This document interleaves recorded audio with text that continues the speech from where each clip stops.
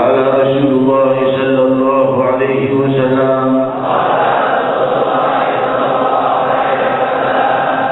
سبعة يظلهم الله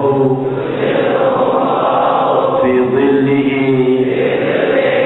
يوم لا ظل إلا ظله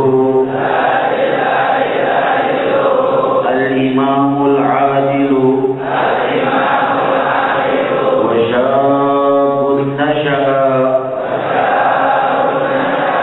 في عبادة ربه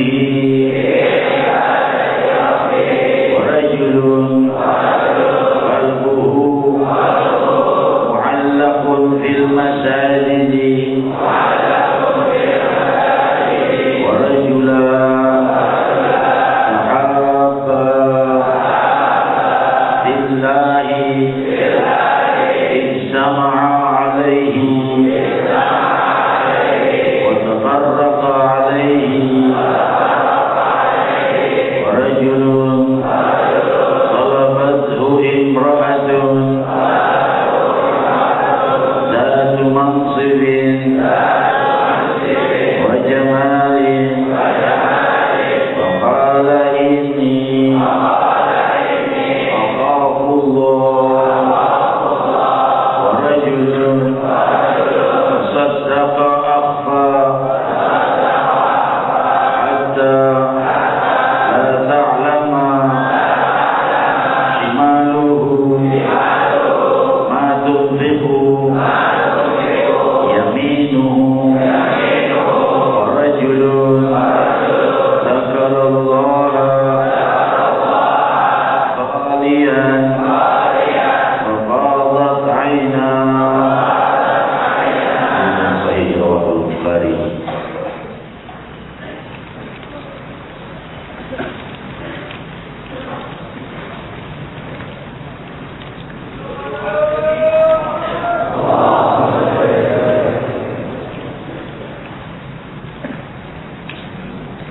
Assalamualaikum warahmatullahi wabarakatuh. Hamdan li rabbin khassana bi Muhammadin wa anqadhana min dhulmatil jahli wad dayajiri. Alhamdulillahi alladhi hadana bi'abdihi al-mukhtar man da'ana ilayhi bil-idhni وقد نادانا لبيك يا من دلنا وهدانا. Ridhaan puji kehadirat Allah Maha Raja yang kekal dan abadi, yang telah membangun istana-istana megah dan mewah yang kekal dan abadi untuk hamba-hambanya yang beriman. Telah dibangun dengan semewah-mewah dan semegah-megahnya, telah menjadi semakin indah dan semakin mewah dengan amal-amal ibadah hamba-hambanya. Dan Allah menyiapkan anugerah yang melebihi segenap anugerah, keridhaannya yang abadi untuk hamba-hambanya yang beriman. Demikian sepanjang waktu dan zaman, sepanjang turunnya Adam alaihi salatu wassalam hingga Nabi terakhir membawa rahmatan lil alamin Sayyidina Muhammad sallallahu alaihi wasallam mubarak alaih. Kebangkitan sang Nabi 14 abad yang silam membawa terbitnya matahari Al-Quran dan risalah, menuntun kepada kemuliaan, menyampaikan tarbiyah nabawiyah seagung-agung pembinaan, membuat jiwa yang kotor dengan seluruh sifat yang hina menjadi jiwa yang suci dengan sifat yang luhur. Jiwa-jiwa yang paling menyukai kehinaan, kejahatan, kelicikan, kekotoran dan segala sifat tercela dituntun oleh cahaya terang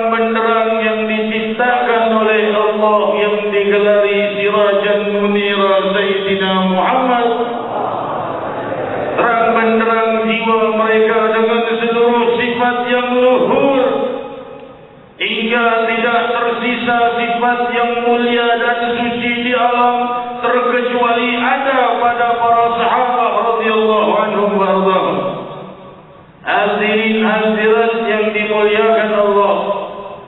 Oleh sebab itu, katakan di dalam syair mulia, ma'ana qamar wa ni'mal qamar, ma'ana Muhammad Habibullah wa ni'mal habib. Kita ini mempunyai bulan purnama yang tiada pernah terbenam, matahari yang selalu bersinar dan tiada pernah terbenam, yaitu tuntunan Nabi Muhammad SAW yang selalu mengajak dan menerangi hamba-hambanya dari kegelapan menuju terang benderang, dicipta oleh Allah.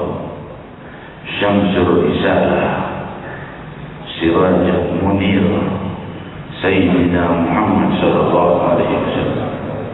Hadirin hadirat, semakin jiwa itu mendekat kepada tuntunan sang Nabi, akan semakin Allah bimbing ia kepada keluhuran, walaupun belum saat ini barangkali, tapi akan segera muncul padanya keluhuran dan hal itu pasti. Hadirin hadirat yang dimuliakan Allah, istana termegah dan termewah di surga adalah istana Muhammad. Semoga aku dan kalian diizinkan Allah kelak sering berkunjung ke istana Nabi Muhammad SAW,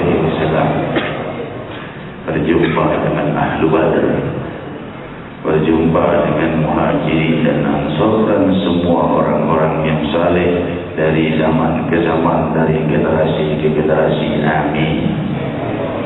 Lebih-lebih, sungguh kami telah melihat banyaknya orang-orang yang dimuliakan oleh orang Islam, padahal mereka tidak pernah menyebut nama Allah.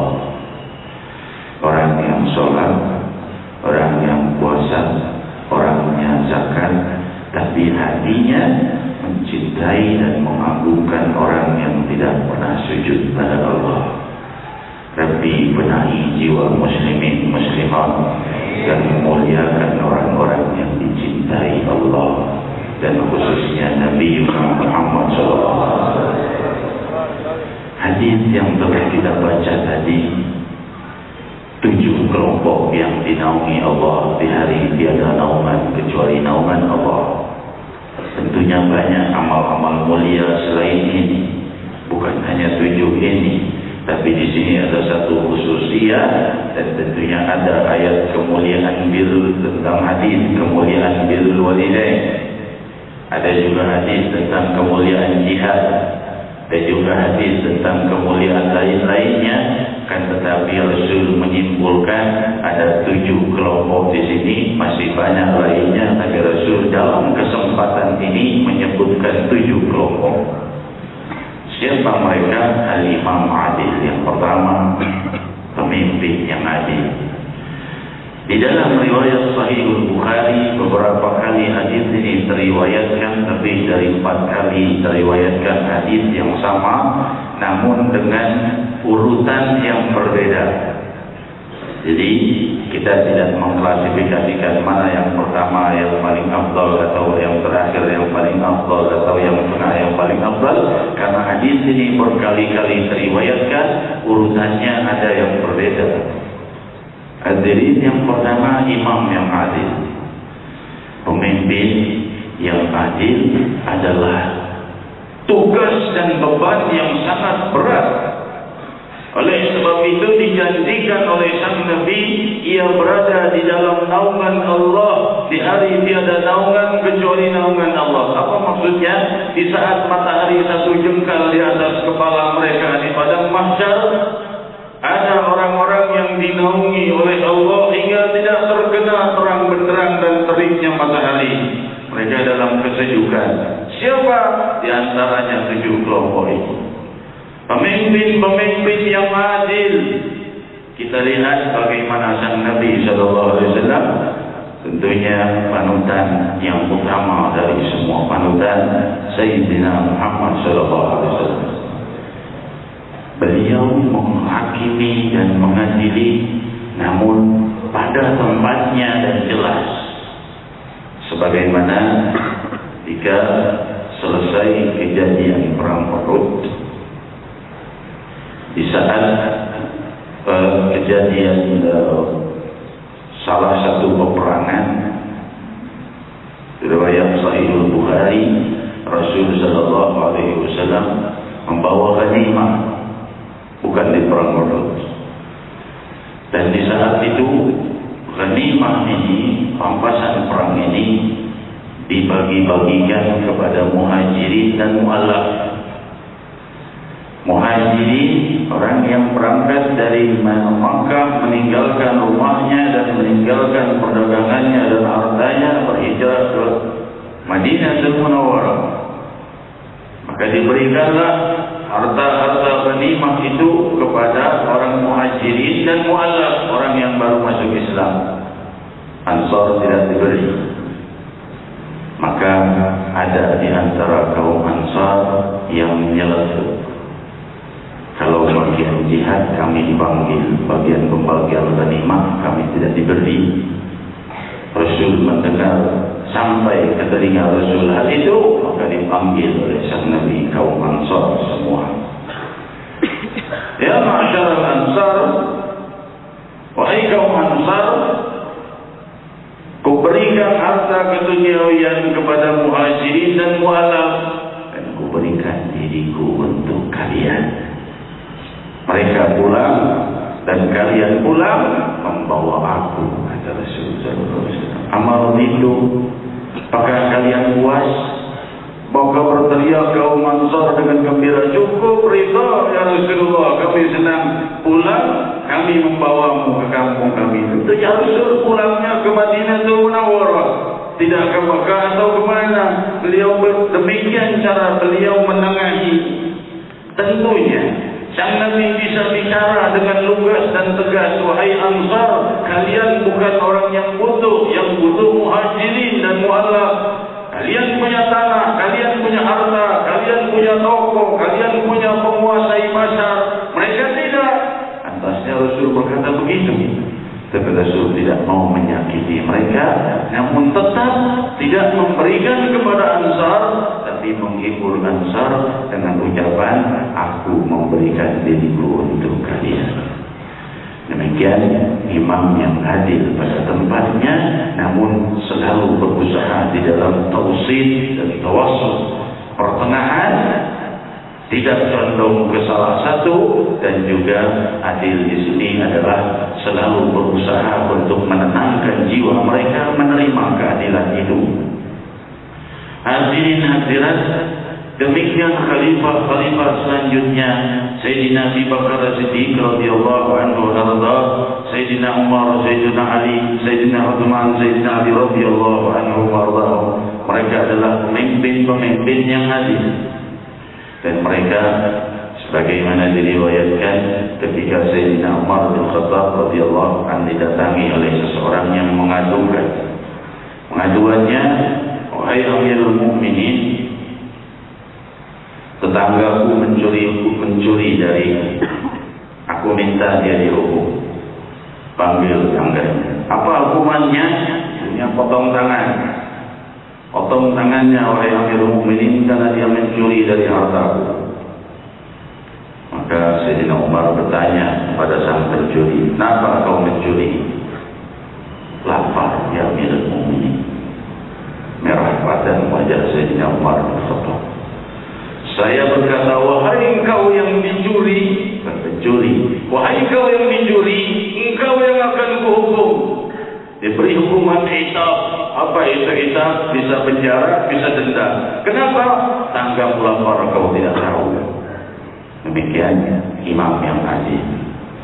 Hadirin hadirat, di saat sekarang ini banyak sekali musuh-musuh Islam yang berusaha menghancurkan keimanan muslimin dengan menyebut hukum-hukum Islam yang mereka rasakan tidak adil atau kejam.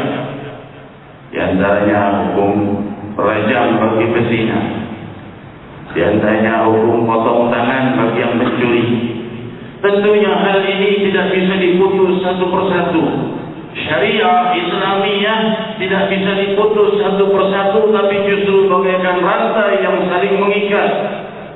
Hukum potong tangan tidak bisa diberlakukan terkecuali sudah ada baitul mal yang menjamin tidak ada orang yang lapar. Buktinya Sayyidina Umar menghukum orang yang mencuri, bukan orang yang mencuri. Ini menunjukkan kalau sudah suatu wilayah mempunyai baitul mal, tidak ada yang kelaparan, semua yang lapar sudah disantuni, semua yang fakir disantuni, masih ada yang mencuri, maka diberilah hukum potong tangan. Betapa kejamnya. Kenapa? Karena supaya ia malu, dan malunya itu membuat orang lain tidak berani mencuri. Demikian dalam Islam, kelihatan hukumnya terlalu kejam. Tapi kalau seandainya hukuman itu ringan, akan banyak yang berbuat. Tapi sebelumnya benahi dulu penyebab-penyebab yang membuat hal itu agar tidak terjadi, terkecuali oleh orang-orang yang betul-betul memiliki sifat yang tercela. Ini contoh yang pertama. Yang kedua mengenai zina. Muncul pertanyaan pada saya di website, di surat dan lain sebagainya. Ada pembicara di televisi katanya hukum orang yang berzina itu tidak akan bisa hapus dosanya terkecuali dengan dirajam atau dicambuk bagi yang belum menikah. Betul itu, tapi di wilayah yang sudah berjalan dengan khilafah Islamiyah tidak ada ikhtilaf, tidak ada lagi gambar-gambar porno di jalanan. Tidak ada lagi film yang mengajarkan tarbiyah untuk berbuat zina di televisi. Tidak ada lagi wanita membuka auratnya. Sudah aman seperti itu. Hukum rajam berjalan bagi mereka yang bersumpah 4 kali dengan nama Allah bahwa ia betul-betul berzina. Baru dihukum rajam. Kalau ada yang mengaku, oh si fulan berzina, tidak bisa dilakukan hukum rajam terkecuali 4 saksi. 4 saksi yang menyaksikan melihatnya perbuatan zina. Bukannya laki perempuan masuk kamar berdua, keluar pakaiannya terlihat agak acak-acakan. Tidak cukup itu, tapi harus melihat perbuatan jima dan zina dengan matanya sendiri 4 orang.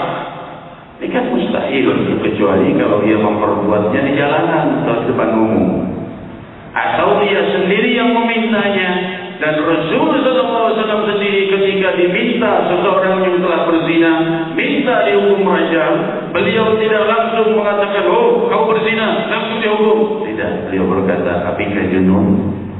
Apakah kau ini gila? Tidak ya Rasulullah. Apakah kau ini tidur? Tidak ya Rasulullah. 4 kali dia bersumpah baru dijalankan hukum itu. Jadi kalau melihat hukum jangan dipotong-potong. Ya, hukum zina itu rajam. Ya, kalau ada khilafah Islamiyah, pria dan wanita sudah tidak ada percampuran dan tidak ada lagi gambar porno, film porno dan lain sebagainya, sudah aman. Masih berzina juga, apalagi di depan umum, lantas dirajam. Kenapa? Supaya yang lain tidak ikut-ikutan. Tidak berbuat itu terkecuali orang-orang yang benar-benar mempunyai sifat yang keji, dan perbuatan itu membuat dia terhapus dari dosanya. Jadi, lalu kalau berzina di zaman sekarang apa hukumannya? Hukumannya taubat kepada Allah. Apakah bisa diampuni? Tergantung taubatnya. Apakah 40 tahun amalnya tidak diterima? Ya, kalau 40 tahun dia menunda taubatnya, Allah Subhanahu wa taala melimpahkan pengampunan secepat orang itu bertaubat. Semakin cepat orang itu bertobat, secepat itu pengampunan Allah Subhanahu wa taala. Hadirin hadirat yang dimuliakan Allah, illa alladziina taabu wa aamanu wa 'amilus shalihaat ulaika yubaddilullahu sayyi'aatihim hasanat. Terkecuali mereka-mereka yang beriman, beramal saleh, bertaubat dari dosa-dosanya, Allah ganti dosa-dosanya dengan pahala, bukan dihapus, diganti dengan pahala. Demikian dahsyatnya sambutan kasih sayang ilahi bagi mereka yang mau bertaubat. Kita baru dengar malam Ahad yang lalu guru mulia kita menyampaikan kemuliaan Tawwaban Rahimah. Semoga kita menjadi orang-orang yang bertaubat. Belum seandainya seandainya di antara kita masih ada yang berat melakukan taubat, lebih cabut berat dari hati kami dari melakukan taubat. Sebagian di antara kita merasa dalam hatinya, kalau aku taubat nanti besok berbuat lagi, aku belum berani taubat. Taubat sekarang, besok serahkan pada Allah.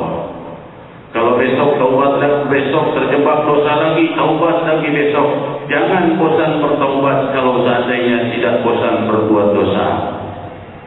Kita zaman sekarang bosan bertaubat tapi tidak bosan dosa. Mestinya sebaliknya. Kalau tidak, maka biarkan berbarengan. Ada dosa, taubat, dosa, taubat, dosa, taubat. Jangan tinggalkan satu dosa terkecuali diikuti taubat. Lalu bagaimana kalau nanti dosa lagi? Munafik, bukan urusanku masa yang akan datang. Nanti masa yang akan datang pasrahkan pada Allah. Aku mau taubat sekarang dari semua yang dilarang Allah. Bagaimana kalau nanti berbuat lagi? Aku akan taubat lagi. Sebagaimana aku selalu terjebak dalam dosa, aku pun tidak akan bosan untuk bertaubat kepada Allah. Orang seperti ini akan dibimbing oleh Allah. Ia tidak akan wafat terkecuali dalam keadaan orang yang bertaubat. Nanti yang kedua adalah pemuda yang tumbuh di dalam ibadah kepada Allah, yang masih muda ibadahnya, mulai dari usia muda sudah banyak ibadah. Siapa mereka? Di antaranya kita. Oleh sebab itu guru kuliah kita alhamdulillah 2 kali hadir di majelis kita. Malam Selasa di Monas beliau hadir, malam Minggu tidak ada jadwalnya diajukan, beliau mau hadir lagi. Kenapa? Pemuda. Karena Rasul sallallahu alaihi wasallam bersabda, saat pertama kali risalahku bangkit, pemuda yang membantuku menegakkan risalah dan orang-orang yang tua meninggalkanku dan mendustakanku. Agama ini bangkit dengan kebangkitan pemuda. Kemerdekaan di negara ini didapatkan dengan pemuda. Demikian hadirin hadirat, dan juga kemajuan Islam ini akan muncul dengan kebangkitan pemuda yang ingin membenahi wilayahnya sendiri. Allah la yughayyiru ma biqaumin hatta yughayyiru ma bi anfusihim. Allah tidak akan merubah satu kaum sebelum mereka sendiri yang mau merubahnya. Itu sebagian orang mengatakan ya sudah, kalau sudah dia tidak mau merubah dirinya, tidak akan merubah satu kaum. Justru itu janji yang mulia dari Allah.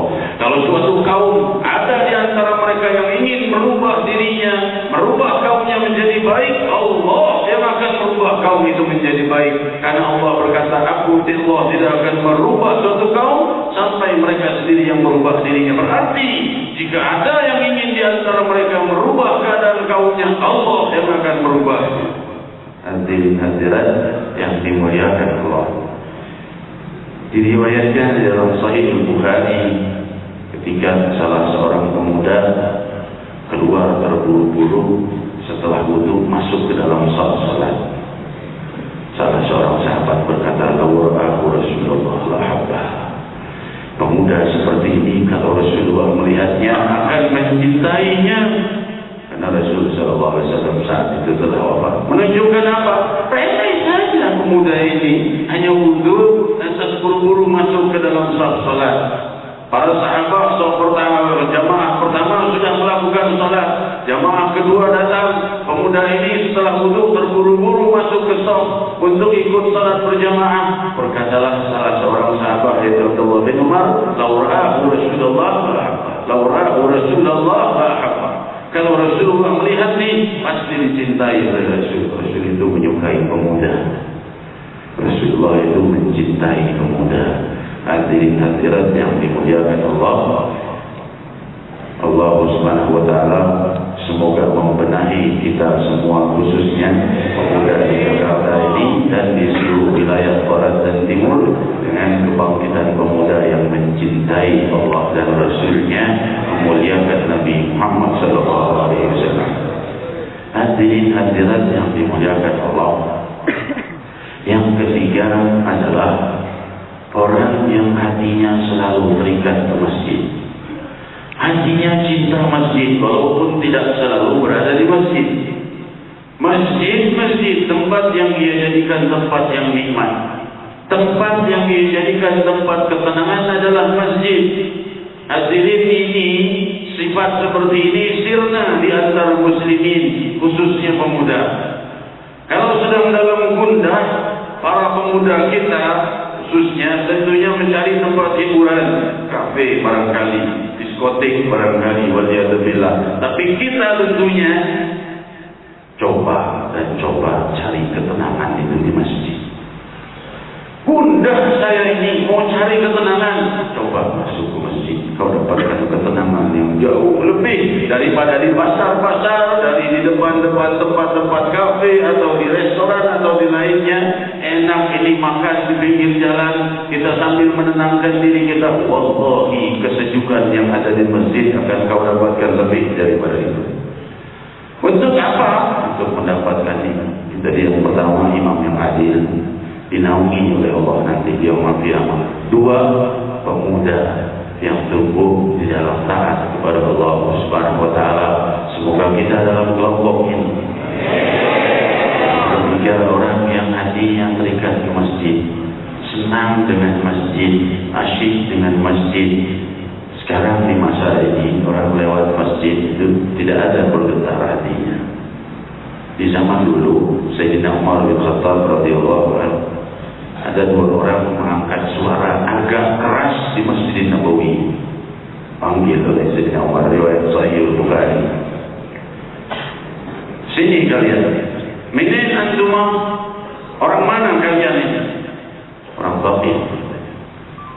Lau kuntuma min ahli hadzal balad la uja'tukuma tarfa'ana aswatakuma fi masjid Rasulullah sallallahu alaihi wasallam. Untung kalian orang dari Taif, dari luar Madinah maksudnya.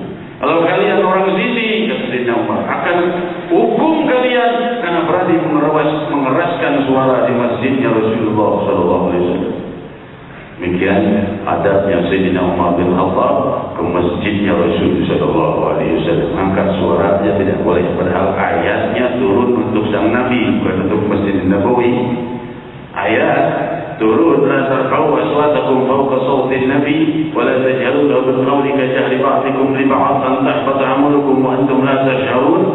Dalam surat Al-Hujurat itu ayat dilarang mengeraskan suara di hadapan Rasulullah, bukan di masjid. Tetapi setelah Rasulullah SAW wafat pun Sayyidina Umar menjaga itu di Masjid Nabawi. Jadi masjid adalah tempat Baitullah, rumah keridhaan Allah, istana keridhaan Allah, yang di pintu-pintunya berdiri para malaikat yang mencatat mereka yang masuk ke dalamnya. Catat, diampuni, didoakan. Ini kalau kita masuk ke istana kan ada penjaganya. Kalau di masjid ada juga malaikat yang menyaksikan mereka yang hadir di masjid, dan mereka berkata, Allahumma ighfir lahu, Allahumma arhamhu, wahai Allah ampuni dia, wahai Allah sayangi dia sepanjang kalian duduk di masjid. Hadirin, cari ketenangan di masjid, ikat hati kita dengan masjid, makmurkan masjid, saya kau akan dinaungi Allah Subhanahu wa taala di hari tiada naungan kecuali naungan Allah Subhanahu wa taala. Yang keempat, rajulan tahabba billah, dua orang teman atau orang yang berteman karena Allah Subhanahu wa taala, bukan karena bisnis, bukan karena teman sekolah, bukan karena tetangga, tapi karena Allah. Maksudnya seperti bagaimana? Seperti kita di sini. Yang satu dari Bekasi, yang satu dari Depok, satu dari Jakarta Timur, Jakarta Selatan, ketemu di sini, kenalan di sini. Ini bukan untuk dagang, bukan untuk apa-apa, tapi karena Allah, karena majelis taklim, majelis zikir seperti ini. Saling SMS kalau tidak saling ketemuan. Gimana majelis malam Ahad akan datang, malam Senin di mana, malam Kamis. Hal seperti ini dihargai oleh Allah Subhanahu wa taala, dan mereka tidak berpisah juga terkecuali karena Allah. Maksudnya apa? Ketika naudzubillah misalnya temannya keluar dari billah, pindah agama, maka dia pun berubah pula cintanya kepada temannya, tidak seperti yang dahulu. Kenapa? Karena temannya tidak lagi taat kepada Allah Subhanahu wa taala. Beda antara cinta dan peduli. Kalau peduli untuk semua kafir yang paling jahat pun Rasulullah peduli dan mendoakan hidayah untuk mereka. kita. Karena Rasulullah Subhanahu wa taala berfirman, "Laqad ja'akum rasulun min anfusikum azizun 'alaihi ma antum 'alaikum bil mu'minina raufur rahim." Kasih sayangnya untuk orang-orang muslimin. Sayangnya untuk orang-orang muslimin. Untuk yang di luar Islam, beliau peduli. Agar apa? Agar masuk ke dalam Islam. Sebagaimana riwayat Sahih Bukhari, jika seorang anak Yahudi mau berkhidmat kepada Nabi, tapi belum mau masuk Islam, diterima oleh Rasul.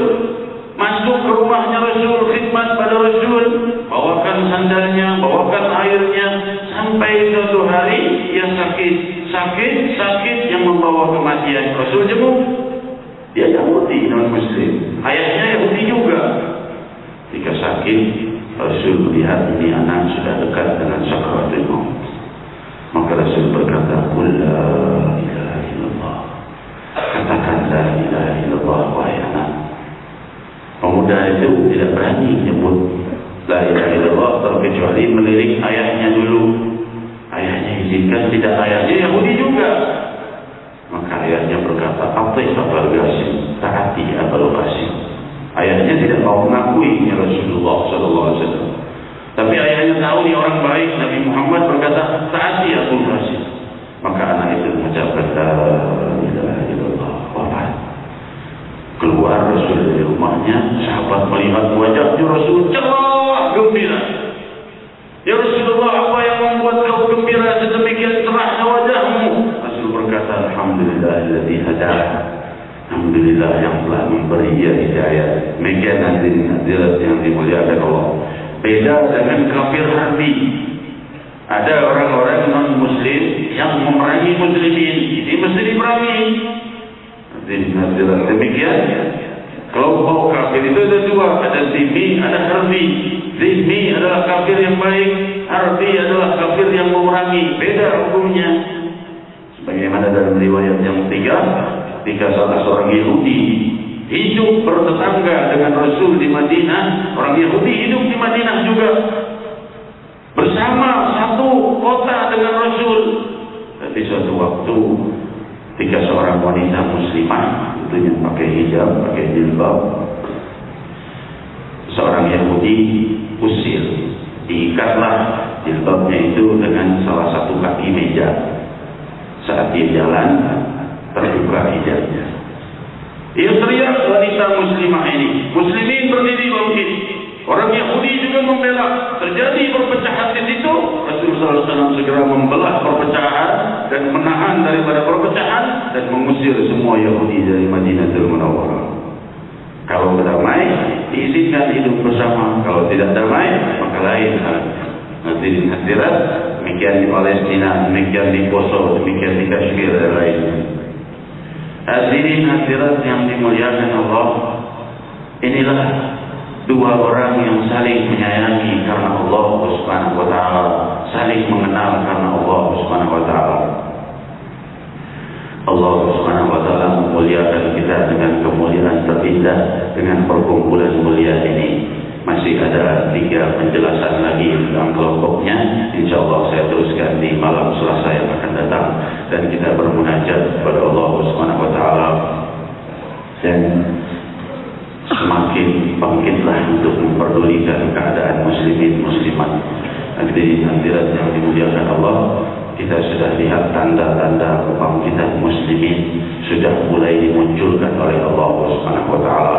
Sebagaimana Allah sudah menghancurkan negara adikuasa Uni Soviet, pecah belahkan oleh Allah Subhanahu wa taala, dan sekarang Allah menjadikan negara Amerika Serikat ini jatuh miskin. Dan demikian Allah Subhanahu wa taala semakin waktu dekat ini, semakin ke sini, semakin berlanjut, semakin Allah mulai mendesak daripada kekuatan-kekuatan kufar, dan semoga Allah segera membalikkan kemakmuran pada muslimin muslimat di permukaan bumi. Ya Rahman ya Rahim ya Dzal Jalali wal Ikram. Kami telah dengar sabda Nabi Muhammad SAW yang menjelaskan bahawa kelak setelah aku wafat, kan kalian lihat perpecahan, kan kalian lihat gempa bumi, kan kalian lihat musibah, kan kalian lihat banyak yang mengaku sebagai Nabi, dan akan kalian lihat banyak terjadi pembunuhan, dan setelah itu akan muncul kemakmuran yang menyeluruh di seluruh penduduk bumi bagi muslimin muslimat. Dan di saat itu sahabat berkata, bagaimana keadaan mereka saat itu muslimin ya Rasulullah? Rasul berkata, indahum sajdatul wahidah khairun lahum minad dunya wa ma fiha. Bagi mereka sujud sekali lebih baik dari dunia dan segala isinya. Menunjukkan muslimin muslimat yang mencintai sujud, yang mencintai ibadah, yang mencintai kemuliaan-kemuliaan yang dibawa oleh Allah. Mereka itulah yang akan dilimpahi kemakmuran. Dan jika muslimin sudah bangkit untuk meninggalkan dosa-dosa, menuju taubat, menuju keluhuran, menuju kemuliaan, itu tanda kemakmuran akan segera dibangkitkan oleh Allah untuk muslimin muslimat. Kita lihat sekarang negara superpower ini dihancur leburkan dengan kemiskinan oleh Allah SWT, dan akan semakin dahsyat kehancuran daripada Amerika, kehancuran Inggris, kehancuran Perancis, kehancuran negara musuh-musuh Islam akan kita lihat insyaAllah dalam waktu dekat. Dan Allah akan makmurkan negara muslimin muslimat, dibangkitkan pemuda-pemudi muslimin muslimat untuk mencintai Nabi Muhammad SAW. Rabbi makmurkan majlis-majlis zikir, majlis-majlis salawat.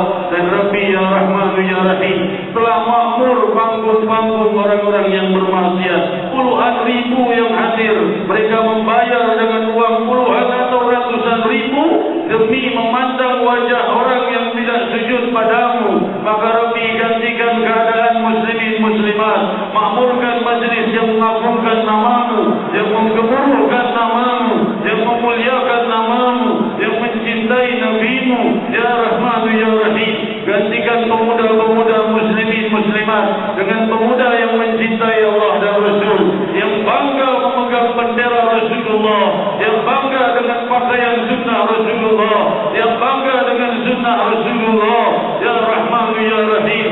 Makmurkan bumi Jakarta, makmurkan seluruh wilayah muslimin. Dan tolong saudara-saudara kami di Palestin, saudara kami di Kashmir, saudara kami di seluruh wilayah barat dan timur yang sedang dalam kesulitan. Pecah belahkan kekuatan musuh-musuh muslimin, hancur leburkan kekuatan mereka ya Rahman ya Rahim. Inilah doa dan munajat ya Dzal Jalali wal Ikram. Benahi keadaan kami, keadaan rumah tangga kami, bangkitkan keinginan kami untuk bertaubat, bangkitkan keinginan kami untuk meninggalkan kemungkaran ya Dzal Jalali wal Ikram ya Dzal Tawli wal In'am.